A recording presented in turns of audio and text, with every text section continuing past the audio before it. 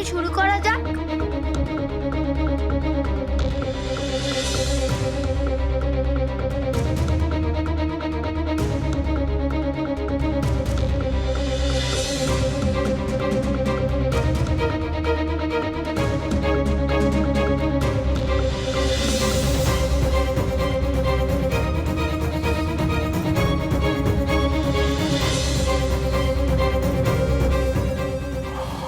মাথা নিচু করো।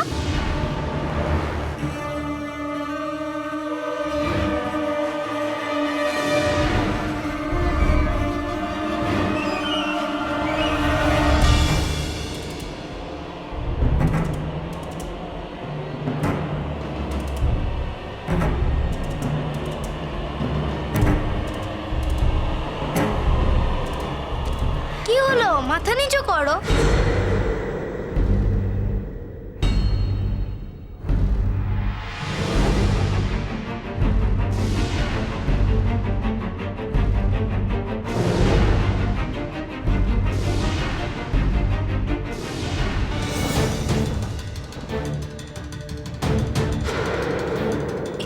মন্ত্রীপুত্র, আপনি? মন্ত্রীপুত্র, গেলে কোথায়? দাঁড়াও মন্ত্রীপুত্র, দাঁড়াও। কোথায় যাচ্ছ? এখানে দাঁড়াও। নাও, মাথা নামাও। কি হলো? মাথা নামাও।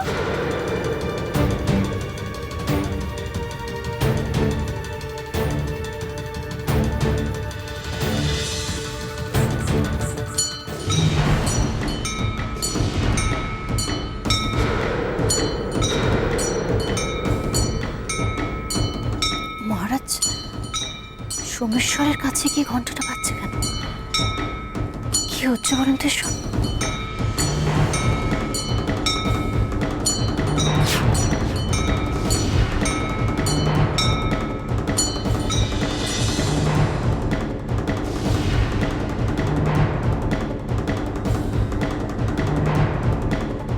পেয়ে গেছি রানীমা, উপায় পেয়ে গেছি। এই রাজ্যের সব বিপদ কাটানোর উপায় পেয়ে গেছি। মন্ত্রীপুত্র এই রাজ্যের সব থেকে বড় ত্রাণকর্তা হতে চলেছে। তার গুণে এই রাজ্যের সব বিপদ কেটে যাবে, সব ভালো হবে। কি বলছো তুমি? সোমেশ্বর কি করবে? সোমেশ্বর বিয়ে করবে।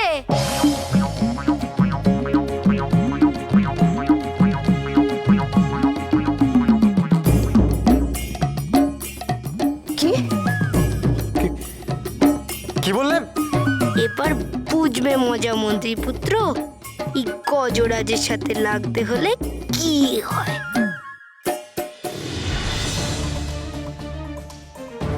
জ্যোৎস্না, কাঞ্চন, তুমি এসেছো কাঞ্চন? হ্যাঁ জ্যোৎস্না।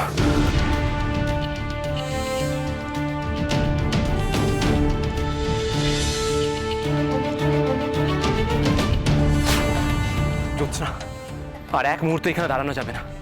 ওই অশ্বদানব ফিরে আসার আগে আমাদের এখান থেকে বেরোতে হবে। তাড়াতাড়ি চলো। আমাদের ওদের তাড়াতাড়ি মুক্ত করতে হবে এবার। হ্যাঁ চলো চলো।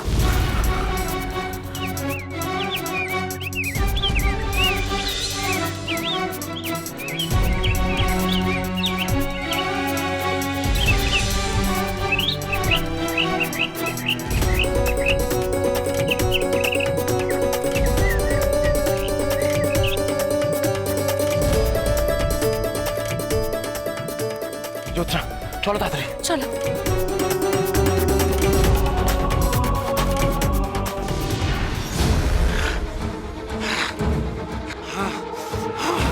পালিয়েছে, সব পালিয়েছে।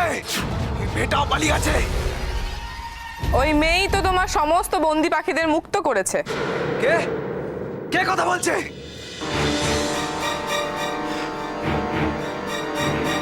কে কে তুমি?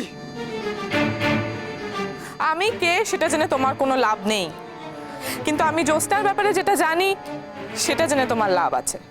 মানে? মানে জ্যোৎস্না নিশ্চয়ই তোমাকে বোকা বানিয়ে দূরে কোথাও পাঠিয়েছিল, যাতে সেই সুযোগে ও তোমার বন্দীদের মুক্ত করতে পারে। কিন্তু এই ভেষজ যে শেষ হয়ে গেছে, আমার কাছে তো এই কটাই ছিল।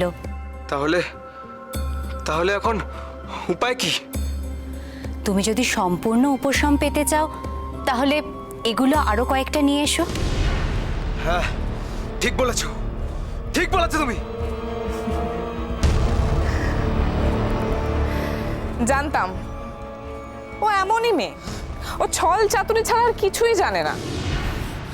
দেখলে তো কেমন পালিয়েছে। শেষ করে দেবো ওকে, আমি শেষ করে দেবো, আর সবাইকে শেষ করে দেবো আমি। এই সুযোগ, ওই জ্যোৎস্নার বিরুদ্ধে এই দানবকে এমন রাগিয়ে দেব যে ও জ্যোৎস্নাকে একদম শেষ করে দেবে। শোনো, একটা উপায় আছে। আমার কথা শুনে চললে জ্যোৎস্না নিজে এসে তোমার কাছে ধরা দেবে। তুমি তো মানুষ, আমি তোমার কথা মানবো কেন? কারণ কারণ আমি চাই জ্যোৎস্নার শাস্তি পাক। ও আমারও শত্রু, আর শত্রুর শত্রু তো বন্ধু হয়, তাই না? ঠিক আছে, বলো তুমি কি করতে বলছো।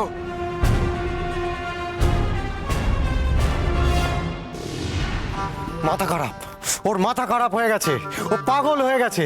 আমি কিছুতেই বিয়ে করব না, আপনারা ওর কথায় কান দেবেন না। সোমেশ্বর, গজরাজ এই রাজ্যের কুলপুরোহিত, ওনার সঙ্গে ভদ্রভাবে কথা বলো। উনি নিশ্চয়ই কিছু একটা ভেবে কথাটা বলেছেন। শুধু ভেবে নয় গো, আমি এই রাজ্যের মহাবিপদের আশঙ্কা করেই এই কথাটা বলেছি।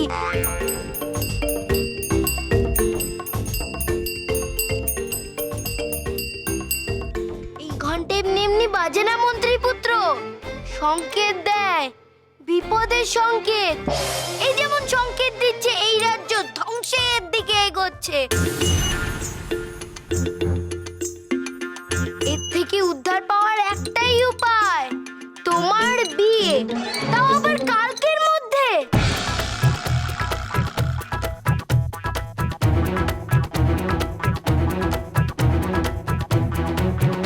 কাক কাকা কাকা কাক এই কি তুমি কাকা করছো কেন? তুমি কাক নাকি? কাক কাকা কাকা কাক। কিন্তু গজরাজ, কালকের মধ্যে কিভাবে সম্ভব? কাল সকালবেলা ঘুম থেকে উঠেই মন্ত্রীপুত্র প্রথম যে মেয়েকে দেখবে তার সাথেই মন্ত্রীপুত্রর বিয়ে দিতে হবে, তাহলে এই ফাড়া কাটবে, বিজয়নগরকে বাঁচানো সম্ভব হবে।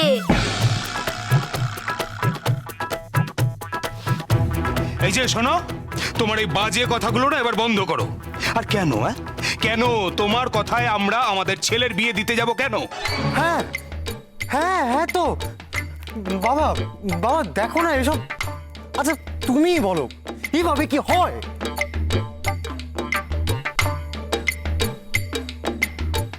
মহারাজ, গণনা করা আমার কাজ আমি করে দিয়েছি, বাকিটা আপনাদের ওপর। যদি মন্ত্রীপুত্র কাল সকালে উঠে দেখা প্রথম মেয়েকে বিয়ে না করতে রাজি হয়, তাহলে আমাকে বলে দিন, আমি পোটলা পুটলি গুছিয়ে নিয়ে আগেই এখান থেকে চলে যাই। কারণ এর পরেই বিজয়নগরের যে অবস্থা হবে, এখানে আর থাকার উপায় থাকবে না। মহারাজ, মহারাজ এরকমটা হতে পারে না, আপনি কিছু বলুন। গজরাজের গণনার উপর আমার পূর্ণ আস্থা আছে রক্ষিণী। আমি ওর গণনার কথা বিশ্বাস করি। বোধাদিত্য, আগে আগে মহারাজ, বোধাদিত্য, আমার মনে হয় যে এই রাজ্যের স্বার্থে আমাদের এইটুকু করা উচিত। দেখো, সোমেশ্বর তো এমনিতেই বিবাহযোগ্য হয়েছে, আর তাছাড়া ওর একদিন না একদিন বিয়ে তো দিতেই হতো আমাদের।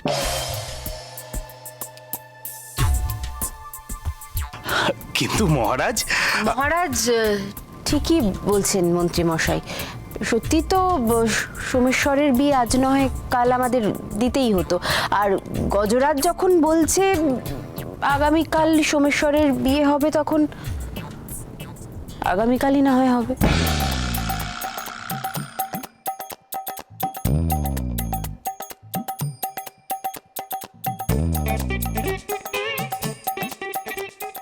আশ্চর্য, এই নাগিনীর মুখ থেকে বিষের বদলে হঠাৎ মধু বেরোচ্ছে কেন?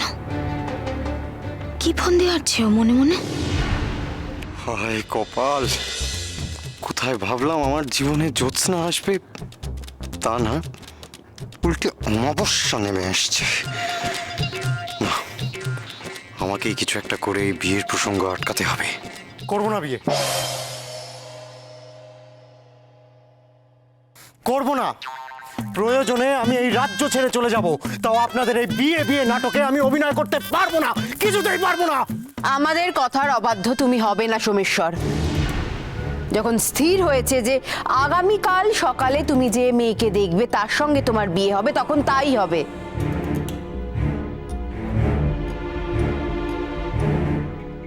আমরা এখনই তোমার জন্য মেয়ে খুঁজছি, এতে তোমারই ভালো হবে। হায় রে মন্ত্রীপুত্র, আমায় জব্দ করতে গিয়ে উল্টে তো নিজেই জব্দ হয়ে গেলে।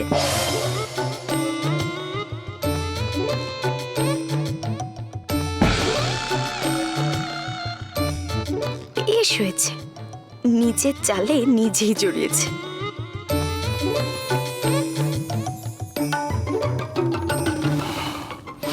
কমিনি, কেন করছো এসব?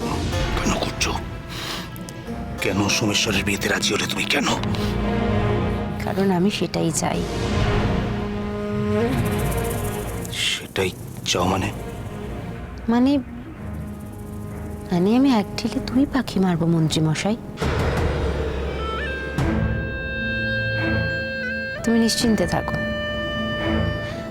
আমরা সোমেশ্বরের জন্য সেরা পাত্রী খুঁজব। সব থেকে ভালো মেয়ের সঙ্গে সোমেশ্বরের বিয়ে হবে। কাল সকালে উঠে সোমেশ্বর সেই মেয়ের মুখই দেখবে। সোমেশ্বর যোগ্য পাত্রী পাবে জীবনসঙ্গী হিসেবে। এতে ওর মাথা থেকে জ্যোৎস্নার ভূতটা নামবে। আর অন্যদিকে এই বিয়ের হই হট্টগোলের মাঝে আমরা মহারাজকে সরিয়ে দেব। তুমি নিশ্চিত তো কামিনী, তুমি যেমনটা ভাবছো ঠিক তেমনটাই হবে? আমি যেমনটা ভাবছি তেমনটাই হবে, তুমি নিশ্চিন্তে থাকো।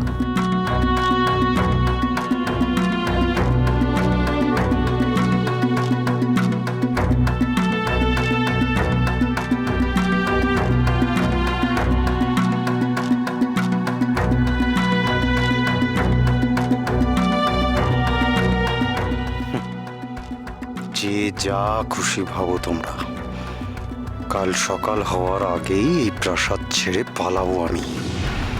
কাল সকালে আমার টিকিটাও খুঁজে পাবে না তোমরা।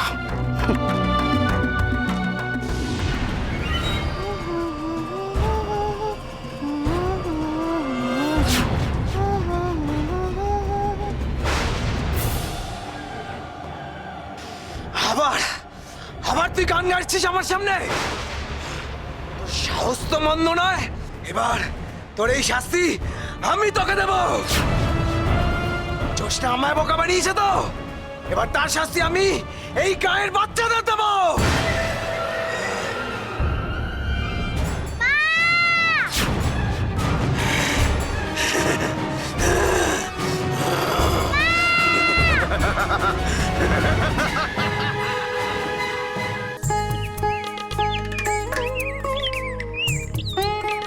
অবশেষে আমরা অশ্ব দানবের হাত থেকে এদের মুক্ত করতে পারলাম কাঞ্চন, আর সুখকেও ফেরত পেলাম। হ্যাঁ জ্যোৎস্না, আমরা পেরেছি। তবে এবার আমাদের এগিয়ে যাওয়ার পালা। তোমার বাবাকে উদ্ধার করতে হবে, কামিনীকে পরাজিত করার উপায় জানতে হবে। আর সময় নষ্ট করা যাবে না, সামনে যে অনেক কাজ বাকি পড়ে আছে। চলো জ্যোৎস্না।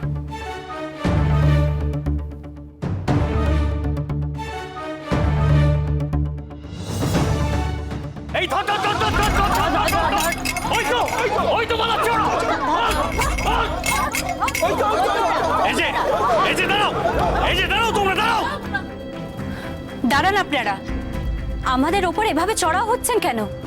কি ঘটেছে? তোমরাই দানবকে রাখিয়ে দিয়েছো। তোমাদের জন্যই দানব বাচ্চাদের তুলে নিয়ে গেছে। তোমাদের জন্যই আমাদের সর্বনাশ হয়েছে। তোমাদের আমরা ছাড়বো না। অশ্বদানব আমাদের উপর প্রতিশোধ নেবে বলে শেষে বাচ্চাদের ধরে নিয়ে গেল। আমাদের ওদের উদ্ধার করতে হবে কাঞ্চন। আপনারা শান্ত হন, আমরা আপনাদের কথা দিচ্ছি যে আপনাদের বাচ্চাদের আমরা ফিরিয়ে আনবই। বাজে কথা! তোমরা পারবে? তোমরা পারবে ওই বাচ্চাগুলোকে দানবের মুখ থেকে ফিরিয়ে আনতে? হ্যাঁ পারবো। যদি লড়াই করতে হয় তাহলে করব, যদি মরতে হয় তাহলে মরবো। হ্যাঁ, কিন্তু অশ্ব দানবের কাছ থেকে আপনাদের বাচ্চাদের মুক্ত করবই, কথা দিলাম। ওই অশ্ব দানবকে আগের বার ছেড়ে আমরা অনেক বড় ভুল করেছি। তবে এবার মনে হয় লড়তে নামা ছাড়া আমাদের কাছে আর অন্য কোনো উপায় নেই। চলো জ্যোৎস্না। হ্যাঁ চলো।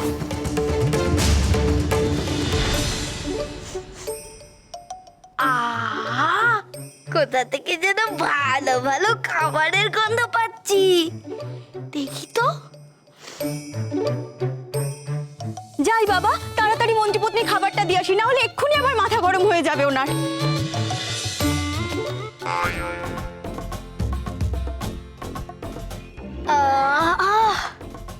এত খাবার আমাকে একটু দাও না গো, পেটটাকে একটু খেতে দি। ও বাবা, তুমি আবার কে? ও মা, তুমি আমি চেনো না? আমি গজরাজ। গজা? ও গজা নয়, গজরাজ। তুমি কে? আমি হচ্ছে বোকা দাসী, মানে মন্ত্রীপত্নীর প্রিয় দাসী। বুঝেছি। তা এত খাবার কি তুমি মন্ত্রীপত্নীর জন্য নিয়ে যাচ্ছ? হ্যাঁ হ্যাঁ, তাই নিয়ে যাচ্ছি, কিন্তু তুমি এবার সরো দেখি বাপু, আমায় পথ দাও। দেখো দেখো, দাঁড়াও। আমার মনে হয় না মন্ত্রীপত্নী এতটা খাবার খেতে পারবে, তাই তুমি এক কাজ করো, আমার একটু দিয়ে দাও। এই খবরদার বলছি, খবরে একদম হাত দেবে না। একটা কাজে যাচ্ছি, তার মধ্যে দেরি হয়ে যাচ্ছে, কোথাকার কে এসে পথ আটকে দাঁড়া।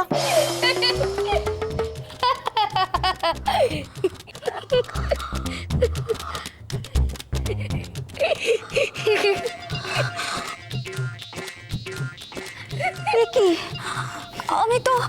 আমি তোকে পেছনে ফেলে এলাম, ও সামনে চলে এলো কি করে? এগুলো কি আমার মনের ভুল নাকি অন্য কিছু? আমি কিচ্ছু বুঝতে পারছি না। যাকে আগে খাবারটা তো দিয়ে আসি, চাই। একেতে কাজে দেরি হয়ে যাচ্ছে, তার মধ্যে কোথা থেকে কি এসে আমি বুঝতে পারছি না, এটা কি আমার মনের ভুল নাকি?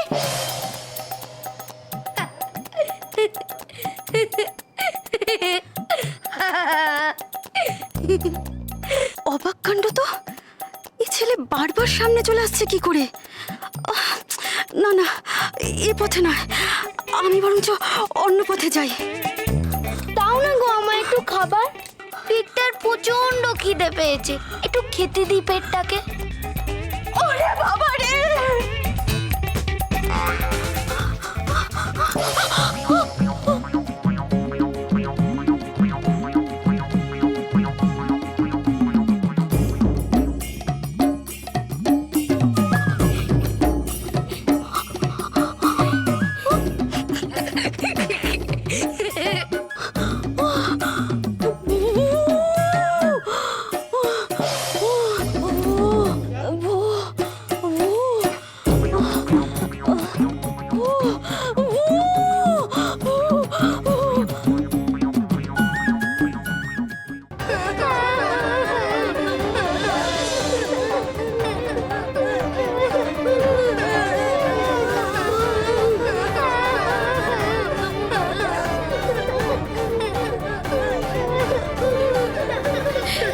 কাঁদে না, এই তো আমরা এসে গেছি, আমরা তোমাদের নিয়ে যাব।